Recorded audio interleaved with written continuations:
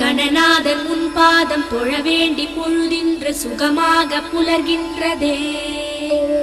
உன்னாமநாதங்கள் உளமாற நான் சொல்ல எழுக என் குருநாதனே. விடுகின்ற பொன்காலை விண்மீதில் ஒளி பரவ விழித்திறந்தருள் செய்கவே.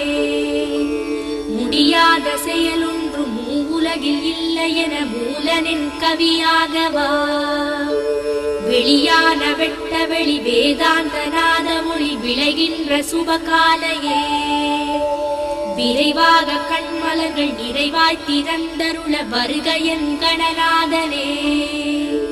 எழிலான உன்மேனி தன இங்கு நீராட்ட கங்கையும் துங்கை நதியும் அழகான காவிரியும் பல தீர்த்த நதி நீரும் நின்றதும் பொன் சன்னதி.